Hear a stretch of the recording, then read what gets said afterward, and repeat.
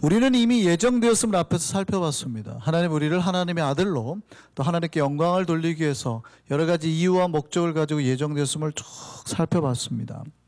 근데 그 이유가 이제 여러 가지가 있어요. 뭐냐면 자녀가 부모에게 묻습니다. 아빠, 엄마 왜 날 낳으셨어요? 이렇게 말하면 여러 가지 부분에서 대답을 할 수 있어요. 예를 들어서 감정으로 말하면 야, 내가 너 사랑하니까. 나에게 왜 이런 걸 주세요? 왜? 내가 널 사랑하니까. 이렇게 말할 수 있잖아요. 근데 다르게 말하면 너는 당연히 내 자손이니까 나랑 똑같은 놈을 내가 한번 가지고 싶어서, 뭐 이렇게 말할 수도 있고, 아니면 내가 이 가진 모든 것, 법적인 이야기입니다. 내가 받은 모든 재산, 재물 내가 가진 것 다 주려고, 여러 가지 이유로 설명해낼 수 있다는 거예요. 오늘 예정의 이유 중에서 법적인 이유에 대해서 설명을 하고 있습니다. 왜 하나님이 우리를 예정해 놓으셨는가?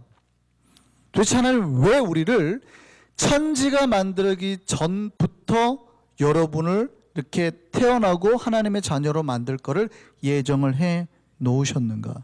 오늘 본문 11절 말씀 보시죠. 모든 일을 그의 뜻에 결정되리라 하시니 이의 계획을 따라. 하나님께서 다 주관하셨다는 얘기예요. 그의 계획을 따라 우리가 뭘 입어요? 예정을 입어. 그러니까 여러분이 예정에 대해서, 구원받을 거에 대해서 이만큼도 한 게 없대요. 하나님께서 다 주권적으로 역사하셔서 여러분이 이미 예정을 해놓고. 그 이유가 뭐래요? 그 다음에 같이 볼까요? 그 안에서 뭐가 되었어요? 기업이 되었다. 우리가 성경에서, 교회에서 쓰는 말로 기업이라는 말을 가끔 듣게 됩니다. 이 기업이 무슨 뜻일까요? 빌딩, 아니면 재벌, 사업체, 뭐 그런 걸까요? 예, 다른 성경의 표준세 번역을 보면 그 다른 뜻이 잘 나와 있습니다. 같이 볼까요? 모든 것을 자기가 뜻하시는 대로 행하시는 하나님께서 자기의 계획을 따라 예정하셔서 그리스도 안에서 우리를 뭘로 삼으셨대요? 상속자로 삼으셨대요. 하나님이 우리를 예정해 놓은 이유 중에 하나는 하나님이 가진 모든 재산, 권력, 능력을 우리에게 상속해 주기 위해서. 주로 우리가 상속이라는 말을 어디서 쓰는 겁니까? 뭐 재산 상속, 유산 상속, 뭐 이럴 때 쓰는 거 아니에요. 하나님이 자기가 가진 거 누군가에게 줄 사람이 필요했는데 하나님이 가진 그 권능, 능력, 재물, 모든 복을 주기 위해서 우리를 예정해 놓으셨다는 겁니다. 여러분, 그 복을 누리고 사는 주님의 상속자 되기를 소망합니다.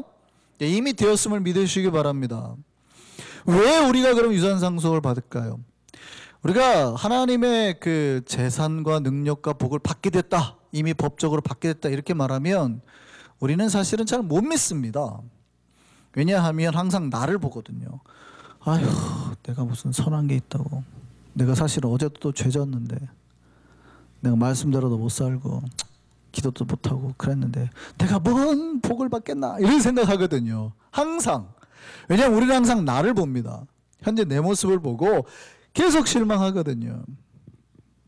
실제 우리 인간의 인생이 그래요. 인간의 인생만 보면 인간의 인생은 실수나 오류나 사기나 거짓으로 버무려진 삶이에요. 그러니까 선한 게 하나도 없다는 얘기예요.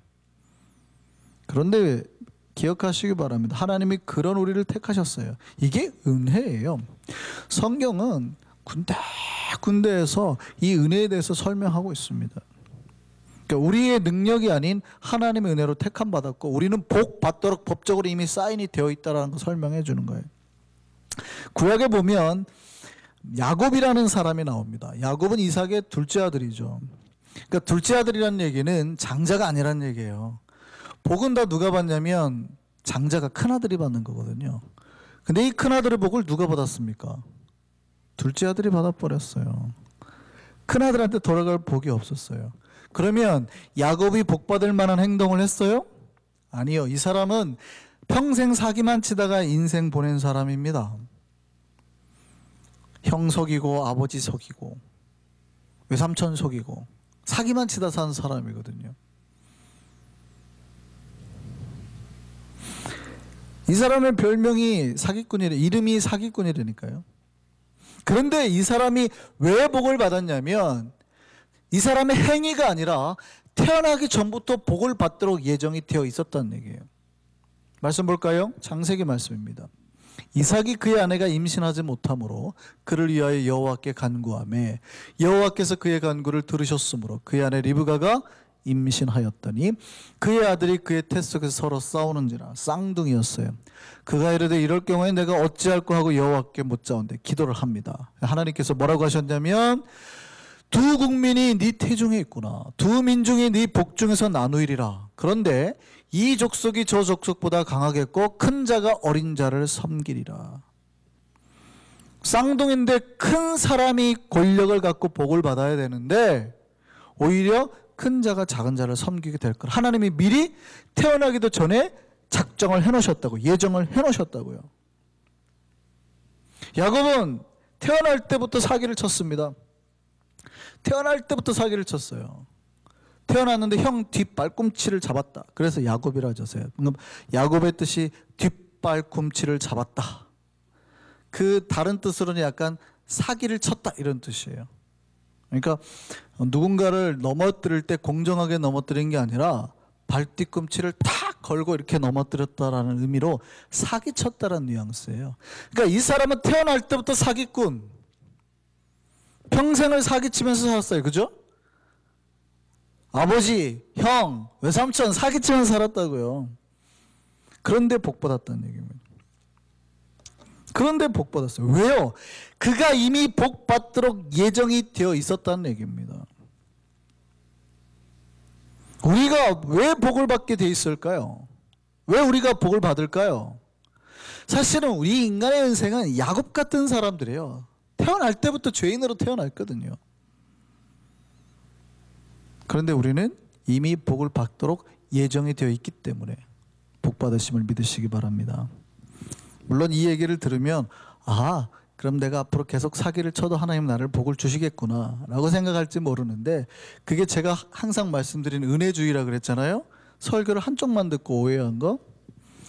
오늘 이 얘기는 사실은 많이 앞에 그 과정이 생략된 말이에요. 야곱의 처음과 끝만 얘기한 거지. 우리가 야곱의 스토리를 잘 보면 야곱이 사기를 치고 난 다음에 그 사기에 대한 모든 결과와 대가는 자기가 다 받았죠. 그러니까 야곱은 엄마 품속에서 살은 사람이거든요. 근데 사기친 것 때문에 하란 땅으로 갔다가 돌아올 때 평생 다시는 자기 어머니 얼굴을 못 보게 됩니다. 자기 어머니 죽을 때까지. 자기가 사기친 것 때문에 외삼촌한테 20년 동안 사기를 당해요. 20년 동안 종사를 하고 자기가 10번이나 일하는 거에 대한 삭스를 못 받았대요. 바꿨대. 계속 외삼촌 바꿨다고. 그리고 자기가 평생 번 돈 형 에서한테 다 줘버리잖아요. 과정은 생략되어 있습니다. 그럼에도 불구하고 야곱은 사기꾼이라는 사람이에요. 그런데도 성경은 이 야곱이 복을 받았다는 거예요. 둘째 아들인데 장자의 고난을 가질 수 없는데 이 야곱의 후손에서부터 장자의 복이 왔다는 거예요. 왜요? 정해져 있으니까. 우리는 예수 그리스도를 믿은 순간 하나님의 복을 받은 상속자로 우리가 복을 받게 됨을 믿으시기 바랍니다. 복을 받도록 되어 있다는 거예요. 이미 예정이 되어 있다는 거예요.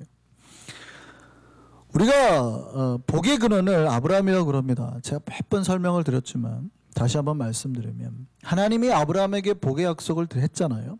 그 복의 약속이 뭐냐면 복덩어리가 될 거라는 거예요. 복의 근원이라는 말은 정확하게 표현은 복의 덩어리라는 뜻이에요. 히브리 말이. 그러니까 너는 복덩어리가 될 거라는 거예요.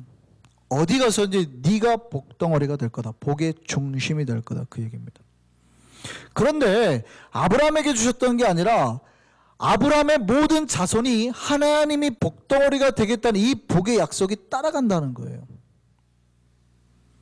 문제는 도대체 그럼 누가 이제 아브라함의 후손이냐 이거 가지고 싸우는 거죠. 이 복의 말씀으로 유대인하고 예수님하고 서로 싸웠습니다. 유대인들은 어떻게 생각하냐면 내가 당연히 아브라함의 자손이니 내가 복을 받는 거다 이렇게 말을 합니다. 그때 예수님이 그럽니다. 아니 그 복은 핏줄로 전해지는 게 아니야. 신앙적으로 전해지는 거죠. 이렇게 되는 거죠.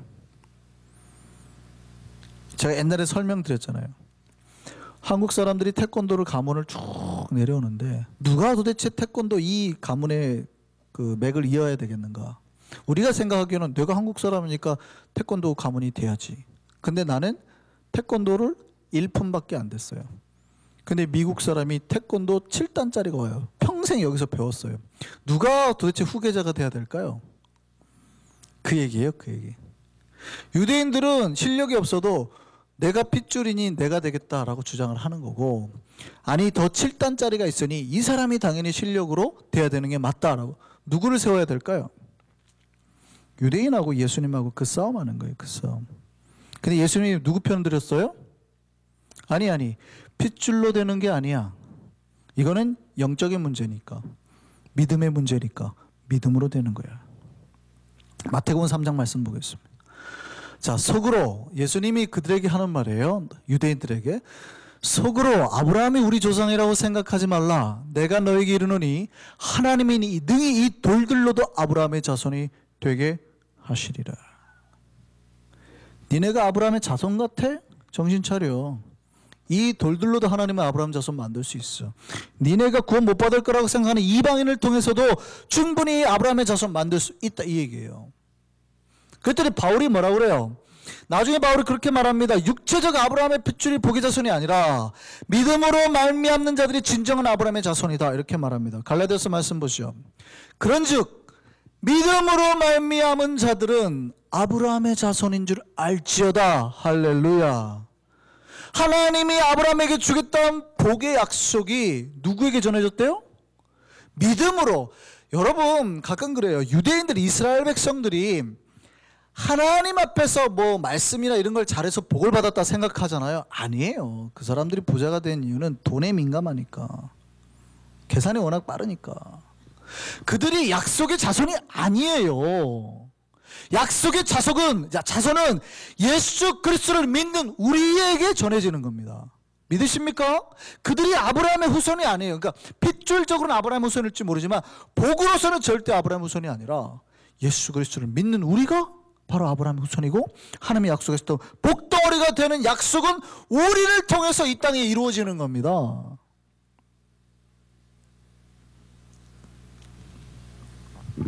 우리가 아브라함의 자손이 됐어요. 그래서 바울이 이 믿음의 백성이 복을 받는다고 말을 하는 거거든요. 9절 말씀 보시죠. 그러므로 믿음으로 말미암는 자는 믿음이 있는 아브라함과 함께 뭘 받아요? 복을 받느니라. 아브라함과 함께 복을 받느니라. 그러니까 우리는 하나님 앞에 상속자예요. 창세로부터 예정된 상속자인데 무슨 상속자예요? 복의 상속자입니다. 세상에서는 우리가 상속을 받을 때 아버지의 부채가 있으면, 그러니까 재산만 받는 게 아니라 아버지 빚이 있으면 그 빚까지 떠안아야 되잖아요. 우리가 하나님을 믿을 때 하나님 안에서 어떠한 문제나 죄악이나 욕심이 없어요. 우리는 그런 걸 받는 게 아니라 하나님으로부터 복을 받는 자들, 복을 받기 위해서, 온전한 복을 받기 위해서 예정이 되어 있어요. 그래서 여러분이 그 복 받으려고 여기에 앉아 있는 겁니다. 그 복을 누려 사는 우리가 되기를 소망합니다. 예수 그리스도를 믿으면 그 복이 임하는 거예요. 같이 고백하겠습니다. 크게 따라하세요. 나는 복 받을 자다. 그렇습니다. 목사님, 제가 죄가 많은데요. 알아요. 죄가 많은지 안다고요. 저도 그래요. 저도. 그럼에도 불구하고 이미 복을 받도록 예정이 되어 있어요. 그럼 우리가 죄를 져야 돼요? 예정이 되어 있어요? 아니죠. 제가 말씀드렸죠. 야곱은 그의 죄에 대한 결과를 다 자기 인생에 받아요. 그 죄를 안 지으셔야 되는 거예요. 그러면 우리가 받을 그 복이 뭔지 한번 살펴보시죠. 도대체 상속자들이 누릴 권세가 뭐냐? 이 기대가 되시죠? 우리는 복하면 항상 1번으로 떠올리는 게 돈과 건강입니다. 그런데 돈과 건강은 복을 이렇게 순위로 매기면 굉장히 밑에 있어요. 밑에.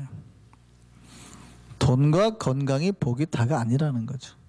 신자들이 추구하는 진짜 복은 뭡니까? 영적인 거죠. 하늘에 신령한 것들이죠. 하나님, 예수 그리스도, 은혜, 평강, 기쁨, 온유, 절제, 예수님처럼 변하는 성화의 삶, 이 모든 것들이 사실은 우리에게는 복입니다. 그래서 우리가 에베소서 말씀 지난번에 예전에 살펴볼 때 에베소서 1장 3절에 하나님께서 우리에게 복을 주시는데 하늘에 속한 모든 신령한 복을 주신다 이랬습니다. 이게 우리가 꿈꿔야 될 겁니다. 우리는 기도할 때 하나님 먼저 돈 아니면 건강 이렇게 할지 모르지만 하나님의 순위는 신령한 것들이 항상 위에 있어요.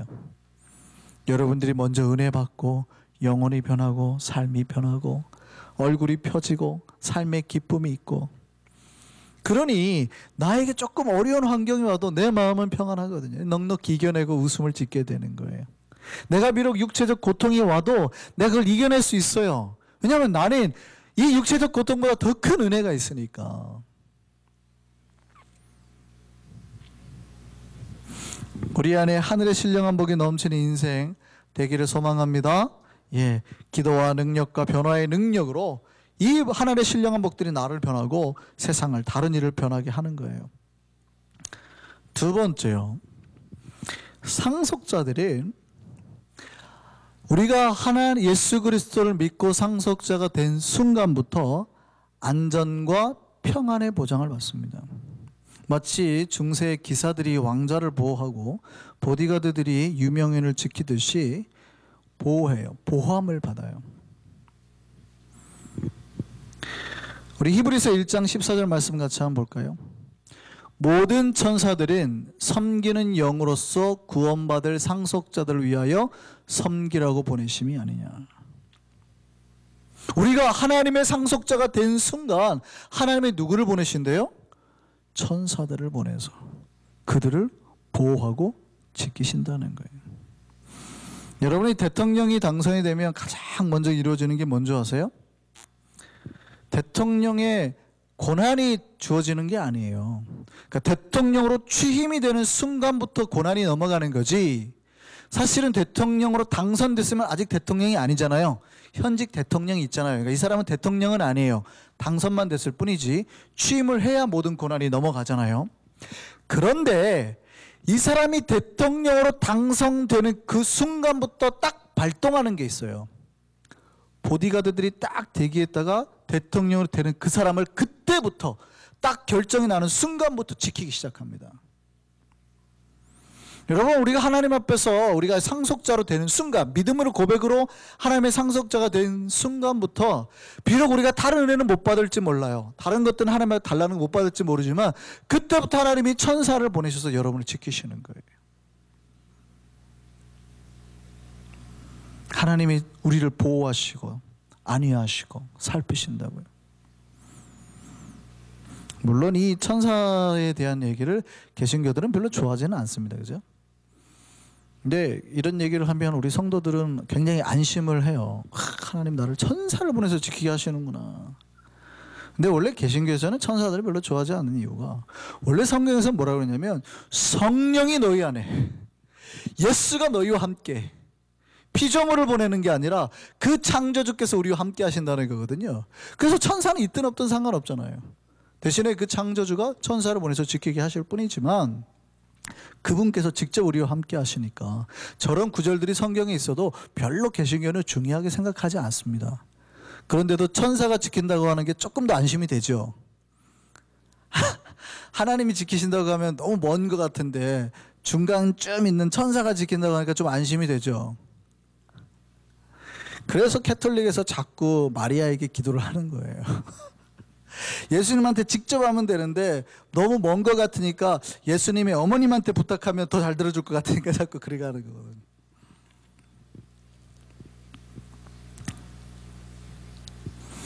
우리 개신교인들도 그래요. 물론 그게 나쁜 건 아닙니다. 목사에게 중보기도 하잖아요. 본인이 직접 할 수도 있지만 불안하거든요. 목사가 하면 왠지 더 하나님이 잘 들어줄 것 같으니까 중보기도를 요청하는데 그런 거랑 비슷한 거예요. 우리가 비판할 필요는 없습니다.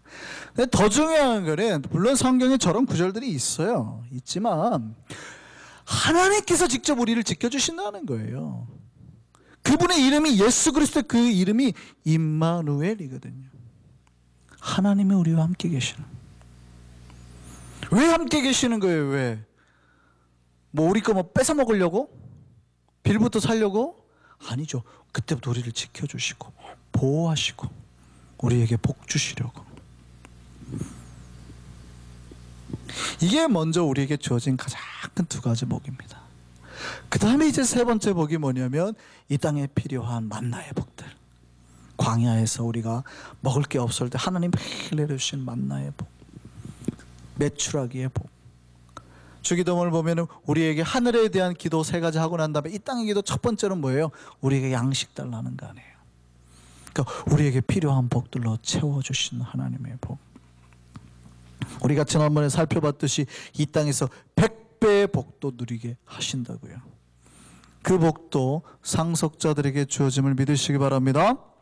그 다음에는 이제 우리가 여기에는 좀 권세나 복이라고 하기엔 좀 어폐가 있습니다만 상속자에게 주어지는 책임이 있어요. 마치 권력의 후계자가 되면 그때부터 자유의 억압이 있어요. 예전에는 내가 하고 싶은 대로 다 했거든요. 근데 대통령이 되면 이제 내가 하고 싶은 거 못 하게 되는 거예요. 이게 좋은 걸까요? 나쁜 걸까요? 아니 자유민주주의에서 대통령이 내가 대통령이라고 해서 개인적인 자유까지 내가 침해당해서 되겠냐 이렇게 말할 수 있잖아요. 대통령이 야 너 대통령이라고 너무하는 거 아니에요 국민들? 라고 말할 수 있잖아요.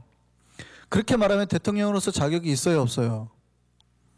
문제가 있는 거죠. 대통령이면 그런 책임도 져야 돼요. 내가 예전에 민간인일 때는 아무도 나를 안 죽여요. 근데 내가 대통령이 된 순간부터 나의 적국에서부터 내가 나를 죽이는 타켓 넘버 1이 되는 거죠. 내가 예수 믿기 전에는 아무도 나를 공격하지 않아요. 그런데 내가 상속자, 복의 상속자가 된 순간부터 내가 사탄이 공격하는 공격 대상 1호가 되는 거예요. 그러면 신자들이 그럽니다. 목사님, 차라리 예수 안 믿겠네요. 아이고. 그런다고 예수를 안 믿어요. 여러분 대통령이 돼가지고 북한에서 1번으로 남한 대통령을 죽이는 타겟 넘버 1이 됐다고 내가 절대 대통령이 안 될 거예요? 복이 넘치는 인생이에요. 복이 넘치는 인생. 근데 복이 넘치는 대신에 뭐도 따라요? 책임이나 고난도 따르는 거예요. 우리가 하나님의 상속자가 된 후부터는 우리는 그 복과 함께 반드시 무엇도 감내를 하셔야 되냐면 고난도 감내를 하셔야 되는 거예요. 로마서 말씀 같이 보겠습니다. 자녀이면 하나님의 자녀이면 또한 상속자 곧 하나님의 상속자요 그리스도와 함께한 상속자니 우리가 그와 함께 뭘 받아요? 영광을 받아요. 복을 받아요. 그 모든 권세들을 영광을 누려요. 그런데 영광을 받기 위해서는 반드시 무엇도 같이 받아야 된대요? 고난도 함께 받아야 한대요. 많은 분들이 복 받으라고 하면 좋아합니다. 오케이. 복 받으라 하면 좋아합니다. 오케이. 그런데요, 이 복에는 고난도 동반됩니다. 그러면 싫어합니다. 고난은 목사님, 고난이 예수 믿는데 왜 내가 이렇게 힘들어야 돼요? 말도 안 되는 소리를 하고 있어. 내가 예수 믿으면 잘 돼야지 무슨 고난을 받아요. 그래가지고 신앙에서 자꾸 고난이라는 거를 추려내려고 해요. 복에서 자꾸 고난은 좀 빼고 복만. 그런데 제가 말씀을 드리는데 신앙은 고난과 복이 같이 섞여 있어요. 믹스가 돼 있어요. 추려낼 수가 없는 거예요. 여러분 만약에 고난을 거부하잖아요. 복도 자연스럽게 사라지는 거예요. 대통령이 돼가지고 나는 절대 북한한테 타겟 1번 안 당할 거야. 남한 대통령이 돼가지고 미국 대통령이 돼가지고 나는 쿠바로부터 절대 내가 왜 이런 위험을 당해? 난 안 할 거야. 라면 대통령이 될 자격이 없다는 얘기예요. 당연한 거거든요. 당연한 거. 대통령이 되는 순간 내가 일반인이었을 때는 저 사람들이 왜 나를 죽여요? 대통령이 되는 순간 위험과 고난을 당하게 돼 있는 거예요. 근데 위험보다 뭐가 더 커요? 언제나 복이 더 큰 겁니다. 언제나. 상속자에게는 영광만 주시는 게 아니라 하나님의 고난도 함께 주십니다. 많은 대통령이나 정치인들이 왜 욕을 얻어먹어요? 욕을 얻어먹는 여러 가지 이유가 있겠지만 어떤 일 중에 영광은 누리려고 하지만 책임이나 고난은 지려고 하지 않기 때문에 그래요. 우리는 하나님의 상속자입니다. 하늘의 복과 은혜, 능력, 권세 다 누리고 살기를 소망합니다. 기억하세요. 고난도 예정돼 있어요. 피하지 마시고 감당하면서 넉넉히 이겨냈으면 좋겠습니다. 고난과는 비교할 수 없는 영광과 복을 우리에게 채울 줄 믿습니다. 그 복의 상속자가 되려고 예정됐어요. 그 복 안에서 떠나지 않는 우리가 되기를 소망합니다. 찬양하겠습니다.